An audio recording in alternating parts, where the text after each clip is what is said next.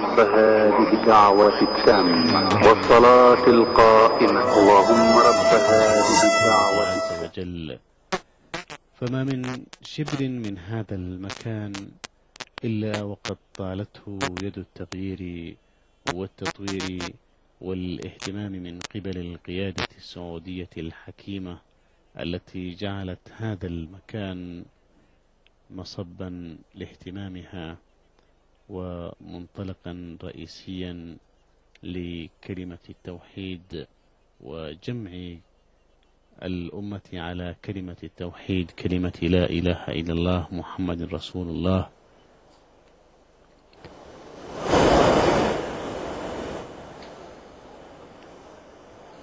بك نستجير يا إلهي، بك نستجير ومن يجير سواك، فأجر ضعيفا يحتمي بحماك. يا مدرك الأبصار والأبصار لا تدري له ولكنهه إدراكا، يا منبت الأزهار عاطرة الشذا، هذا الشذا الفواح نفح شذاك. يا مرسل الأطيار تصدح في الربا صدحاتها تنساب من فحواك، يا مجري الأنهار ما جريانها إلا سلالة قطرة لنداك. قل للطبيب تخطفته يد الردى، يا مشفي الأمراض من أرداك. قل للبريض نجا وعوفي بعدما عجزت فنون الطب من عافاك. قل للصحيح يموت لا من علة من بالمنايا يا صحيح دهاك. قل للبصير وكان يحذر حفرة فهوى بها من ذا الذي أهواك. بل فاسأل الأعمى خطى بين الزحام بلا اصطدام من يقود خطاك. قل للجنين يعيش معزولا بلا راع ومرعى ما الذي يرعاك. قل للوليد بكى وأجهش بالبكاء لدى الولادة ما الذي أبكاك. واسأل بطون النحل كيف تقاطرت شهدا وقل للشهد من حلاك. بل سائل اللبن المصفى كان بين دم وفرث ما الذي صفاك. وإذا رأيت الحي يخرج من حنايا ميت فاسأله من أحياك. إني أويت لكل مأوى في الحياة فما رأيت أعز من مأواك. وتلمست نفسي السبيل إلى النجاة فلم تجد منجا سوى من جاك. وبحثت عن سر السعادة جاهدا فوجدت هذا السر في تقواك. سبحانك ربي ما أحلمك، سبحانك ما أعظمك، سبحانك ما أحكمك، سبحانك ما عبدناك حق عبادتك. أيها الإخوة في الله، لحظات ويرفع المؤذن الشيخ عصام علي خان أذان صلاة الجمعة، الأذان الأول من هنا من رحاب الكعبة المشرفة الغراء من المسجد الحرام في مكة المكرمة.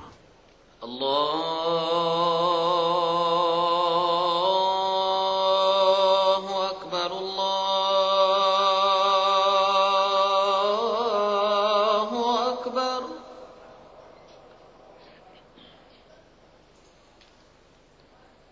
الله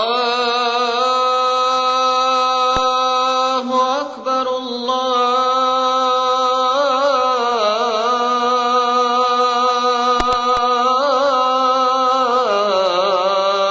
الله أكبر.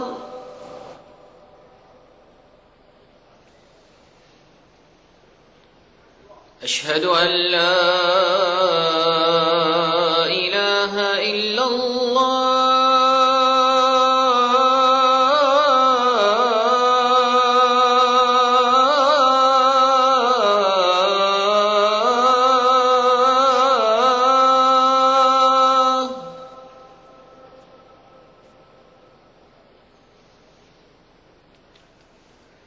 أشهد أن لا إله إلا الله.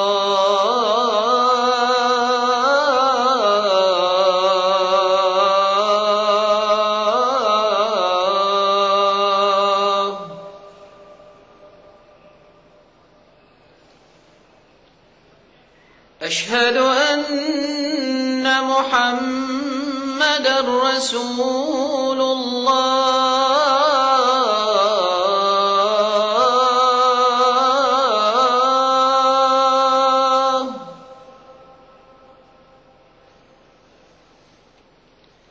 أشهد أن محمدًا رسول الله.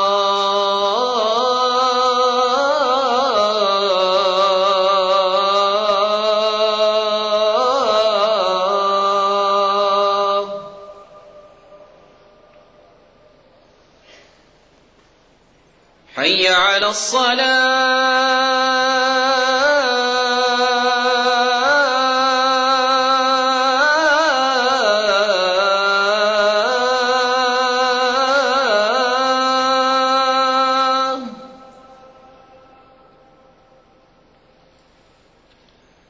حي على الصلاة.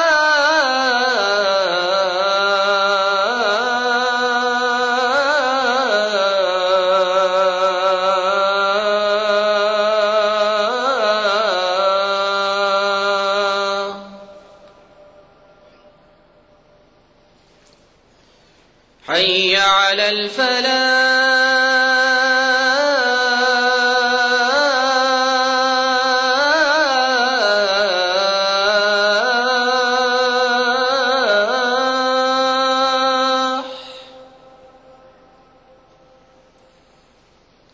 حي على الفلاح.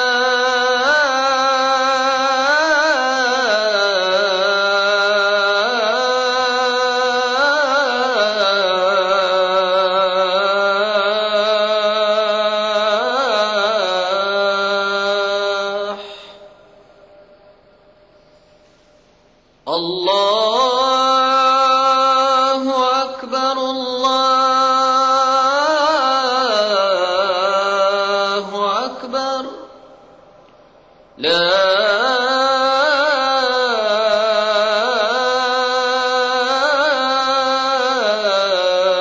إله إلا الله.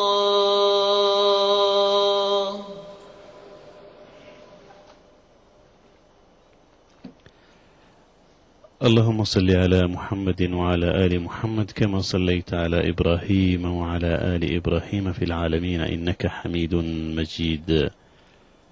اللهم ربنا ورب هذه الدعوة التامة والصلاة القائمة آت سيدنا ونبينا محمدا الوسيلة والفضيلة وابعثه اللهم المقام المحمود الذي وعدته. رضينا بالله ربا وبالإسلام دينا وبمحمد صلى الله عليه وسلم نبيا رسولا.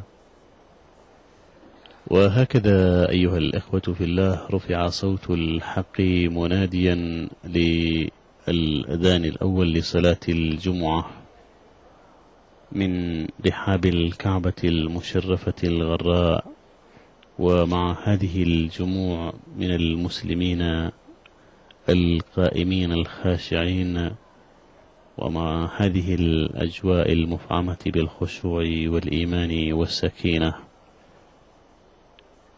وسنظل معكم أيها الإخوة في الله على الهواء مباشرة عبر شاشات تلفزيون وقنوات التلفزيون السعودي، ريثما يرفع المؤذن ماجد إبراهيم عباس الأذان الثاني ويخطب في الناس معالي الشيخ الدكتور صالح بن حميد لهذا اليوم، حيث ننقل لكم وعلى الهواء مباشرة هذه الشعائر من هذه الرحاب الطيبة الطاهرة المباركة، سائلين المولى عز وجل أن يتقبل منا ومنكم صالح الأعمال والدعوات. اللهم يا من على العرش استوى. أيها الإخوة في الله، الآن فضيلة الشيخ صالح بن حميد يصعد درجات المنبر وسوف يؤذن المؤذن ماجد بن إبراهيم عباس. السلام عليكم ورحمة الله وبركاته.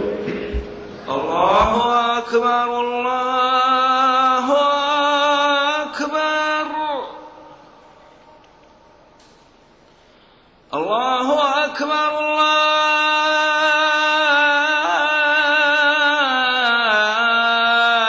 الله أكبر.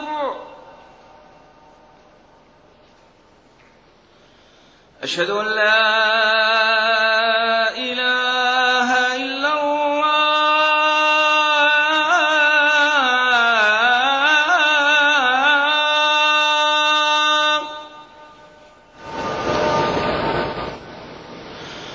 أشهد أن لا إله إلا الله.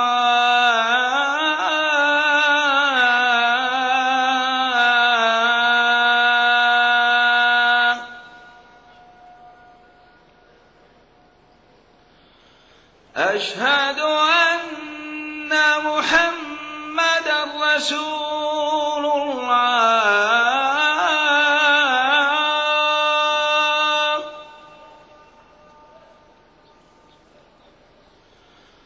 أشهد أن محمدًا رسول الله.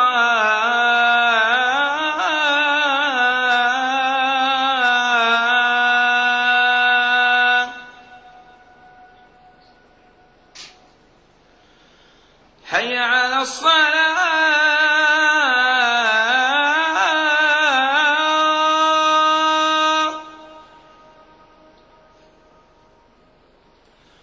حي على الصلاة.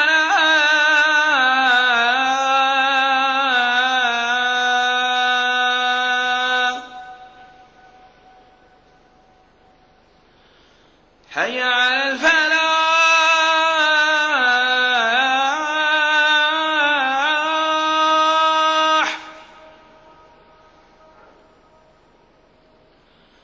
حي على الفلاح.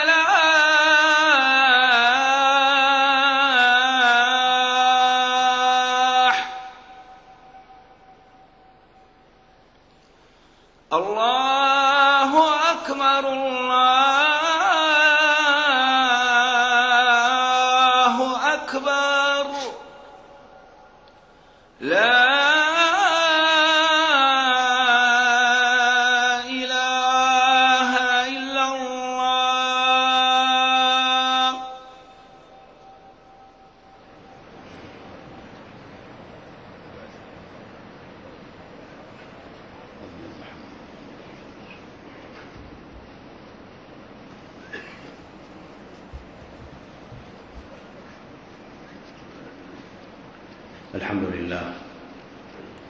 الحمد لله ذل كل شيء لعزته، وتواضع كل شيء لعظمته. لا إله إلا هو، يجري كل شيء بقدره وقدرته. أحمده سبحانه وأشكره، عمنا بجوده وفضله ونعمته، ووعد الشاكرين من فضله بزيادته. وأشهد أن لا إله إلا الله وحده لا شريك له في أسمائه وصفاته، وفي ربوبيته وألوهيته. وأشهد أن سيدنا ونبينا محمدًا عبد الله ورسوله، من علينا ببعثته وجعل خاتمة الرسالات في رسالته، صلى الله وسلم وبارك عليه وعلى أصحابه وعترته والتابعين ومن تبعهم بإحسان والتزم نهجه وسار على سنته وسلم تسليما كثيرا. أما بعد، فأوصيكم أيها الناس ونفسي بتقوى الله، فاتقوا الله رحمكم الله. نال السعادة من بات معافى في بدنه، آمنا في سربه، عنده قوت يومه، عابدا لربه. وبلغ السيادة من كان غناه في قلبه، راضيا بكسبه، علم أن الدنيا غرارة خداعة لا تساوي هم ساعة، فجعلها لربه عملا وطاعة. له قلب قانع بالعطاء، ونفس مطمئنة بالقضاء. لم يكن صاحب هوى فتنه هواه، ولا صاحب دنيا أهمته دنياه. غلب حلمه جهله، وصبره شهوته. أمن هو قانت آناء الليل ساجدا وقائما يحذر الآخرة ويرجو رحمة ربه. قل هل يستوي الذين يعلمون والذين لا يعلمون إنما يتذكر أولو الألباب. معاشر المسلمين، اقتضت حكمة الله عز شأنه أن يجعل الإنسان في هذه الدنيا محور المسؤولية ومحل التكليف. وإذ قال ربك للملائكة إني جاعل في الأرض خليفة قالوا أتجعل فيها من يفسد فيها ويسفك الدماء ونحن نسبح بحمدك ونقدس لك قال إني أعلم ما لا تعلمون. وغاية الإنسان التي خلق من أجلها ويحيا في سبيلها هي غاية إيمانية وعقلية وفكرية. وما خلقت الجن والإنس إلا ليعبدون. أفلم يسيروا في الأرض فتكون لهم قلوب يعقلون بها أو آذان يسمعون بها فإنها لا تعمى الأبصار ولكن تعمى القلوب التي في الصدور. وجعل لكم السمع والأبصار والأفئدة لعلكم تشكرون. ولا تستقيم إنسانية الإنسان ولا تصلح حياته إلا بالإيمان والعمل الصالح. إن الذين آمنوا وعملوا الصالحات إنا لا نضيع أجر من أحسن عملا. وهو أي الإنسان إن تخلى عن ذلك فهو كمثل الحمار يحمل أسفارا، وكمثل الكلب إن تحمل عليه يلهث أو تتركه يلهث.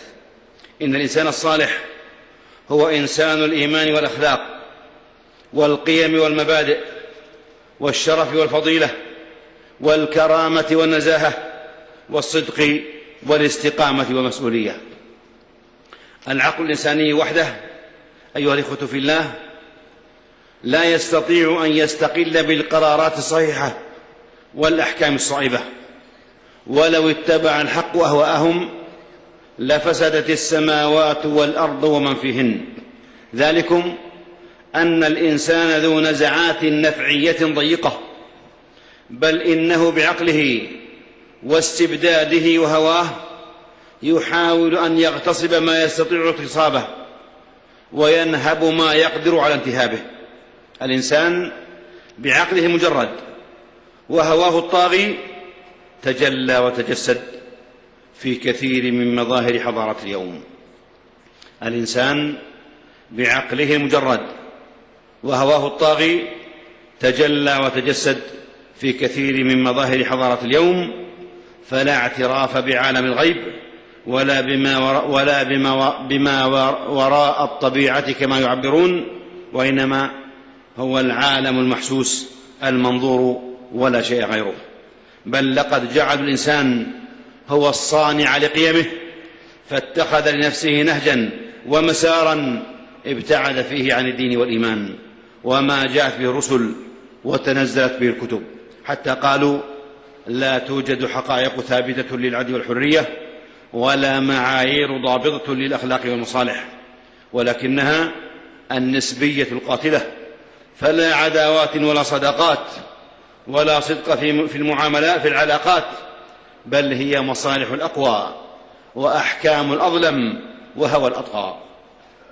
معاشر الأحبة، بسبب تحكيم العقل بل تحكيم الهوى ضعفت القيم وطغت النظرة المادية، بل برزت العنصريات وتجسدت العصبيات. وإنك لترى المنتسب للتقدم والعلم وهو يحمل التعصب المقيت للونه وقوميته رغم ما حققه من تقدم مادي، بل لقد حارب الدين والتدين حتى أصبح أسيرا للماديات والمحسوسات، فحقق فيها نجاحا لا ينكر، ولكنه فشل في الحفاظ على كرامة البشر من غير أجناسهم وقومياتهم، بل لقد عولموا الحروب والصراعات والتظالم. ولسوف يكون الوضع أكثر حدة وأشد قسوة وأقسى وحشية كلما تعاظمت وسائل قوته وأدواته في جشع المادة واستعظام القوة. ولقد تضاعفت أعداد الضعفاء والبؤساء من ملايين الثكلى والجوعى والعراة والمرضى والمعدمين. وإنك لا ترى المخترع في اختراعه والمكتشف في اكتشافه والصانع في صناعته يهدف نفع الناس في ميادين الطعام والغذاء والكساء والدواء من أجل مزيد من الصحة والعافية والسلامة، غير أن معاملهم هذه ومختبراتهم ومصانعهم هي التي تنتج، وبشكل أكبر وأفظع وأثرى، تنتج الغازات السامة القاتلة والأسلحة الفتاكة المدمرة، وهي التي تهدد بالحروب الجرثومية والكيميائية والنووية. وسباق التسلح لا سقف له ولا حدود. وصدق الله العلي العظيم: يعلمون ظاهرا من الحياة الدنيا وهم عن الآخرة هم غافلون، ولا يزال الذين كفروا تصيبهم بما صنعوا قارعة أو تحل قريبا من دارهم حتى يأتي وعد الله. معاشر المسلمين، إن إفراغ العلوم من الإيمان والقيم والمثل العليا أصاب دنيا هذا العصر بالعقم والانحطاط، وأوصل إلى الطريق المسدود، فالحرية لا حدود لها، والعدل لا ضابط له، والمصالح لا معايير لها، والغاية تبرر الوسيلة. وما كان ذلك ربكم إلا بسبب قيام هذه القيم على الفصل بين العلم والإيمان والدين والحياة والعلم والأخلاق. فلا صداقات ولا عداوات، ولكن مصالح يديرها الأقوى ويتحكم فيها الأغنى. فالعلم فروض ونظريات وظواهر لا شأن لها بالقيم، وتكون القاصمة حين يتقرر أنه لا علاقة لها بالدين والحياة. أيها العقلاء، العلم من غير دين فاقد البصيرة، بل هو وحش ضار يهلك الحرث والنسل والإنسان.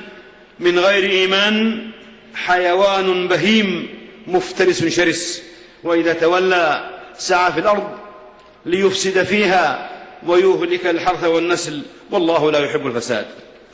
نعم، حين توجه العلم إلى هذا المسار المادي اتجهت نتائجه إلى هذا التوجه التخريبي الذي أرعب الإنسانية جمعاء في كلا مساريه العلمي والنظري. ومن هنا فإن كل قوانين البشر ومواثيقها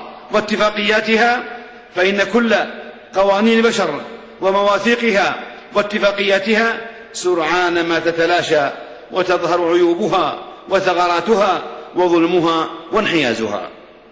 ليت أهل الحضارة يعلمون أن هناك ارتباطا وثيقا، بل ميثاقا غليظا لا انفكاك عنه، بين الإيمان والحياة والإيمان والعلم والعقيدة والعمل. وإذ أخذنا من النبيين ميثاقهم ومنك ومن نوح وإبراهيم وموسى وعيسى بن مريم وأخذنا منهم ميثاقا غليظا. إن الذين آمنوا وعملوا الصالحات يهديهم ربهم بإيمانهم. من عمل صالحا من ذكر أو أنثى وهو مؤمن فلنحيينه حياة طيبة ولنجزينهم أجرهم بأحسن ما كانوا يعملون. إن القيم العظيمة من البر والإحسان والصدق والإخلاص والوفاء واحترام كرامة الإنسان والتواضع والتعاون ونكران الذات وحب الخير للناس والصبر في الشدائد والكروب وغيرها، كل أولئك لا يمكن أن تقوم أو تقام على وجهها إلا بسياج من الإيمان بالله وتقواه وخشيته وحسن عبادته والرغبة والرهبة بما عنده في الدنيا والآخرة. معاشر العقلاء أيها المسلمون، ومما يجلي ذلك ويبرزه هذه المقارنة في قيمة من القيم، كيف هي في الميزان الصحيح وكيف آلت إليه في هذا العصر. إنها قيمة الزواج وغايته. الزواج في الميزان الصحيح ميثاق غليظ، وقد أفضى بعضكم إلى بعض وأخذن منكم ميثاقا غليظا. نسب وصهر وبناء أسرة ورباط عشيرة وأهلون وأقربون وحسن عشرة وإحسان ومودة وإمساك بمعروف وتحمل ومسؤولية. الأسرة مأوى ومدرسة وحضن دافئ ودار رعاية حانية. أما في هذا العصر وما يريده مادي هذا العصر بقيمهم المادية ونظرتهم الأنانية والعنصرية، فالزواج عقد باهت وارتباط مهزوز وعلاقة جامدة تفتقد كل وظائف الأسرة، يلتقي فيها الشبحان الزوج والزوجة في تواصل بارد حتى استبدلوا الأولاد بحيوانات استأنسوها وتألفوها. أما وظائف الأسرة فقد أنيطت بمؤسسات وهيئات مختلفة، فزاد دور الرعاية لرعاية اللقطاء والمسنين والعجزة والضمان الاجتماعي في رعاية الدولة أو الهيئات الاجتماعية. في الأسرة المعاصرة إذا بلغ الأم والأب مرحلة العجز والشيخوخة فالحل هو إيداعه في إحدى هذه الدور حتى يبلغ الكتاب أجله، لا يزور ولا يزار، وقد يحسنون إليه في بعض المناسبات بزيارة أو وردة أو بطاقة. وأما الأولاد فإذا بلغوا سن الرشد عندهم فلا علاقة لهم بأسرتهم ولا والديهم ولا مسؤولية ولا رحم ولا صهر. ومع الأسف أن هذه الصورة من المقارنة لم تعد قاصرة على إقليم دون إقليم إلا من رحم ربك. وإن شئتم صورة أخرى أو قيمة أخرى يمكن التمثيل بها فهي قيمة العفاف أو خلق العفة. وهل للعفاف وجود في الحياة الحديثة المعاصرة؟ العفة حفظكم الله هي ضبط النفس واعتدالها في لذاتها الجسمية والنفسية أكلا وشربا وكسبا واتصالا وعواطف. والمسار المعاصر منهمك في الملذات بنهم لا ينتهي وظمأ لا يرتوي. لماذا؟ لأن الحياة عندهم لا تتجاوز عالم الأرض في ارتماء مقيت في أحضان المادة لا قعر له. ناهيكم بقانون الغاية تبرر الوسيلة. حينما يكشر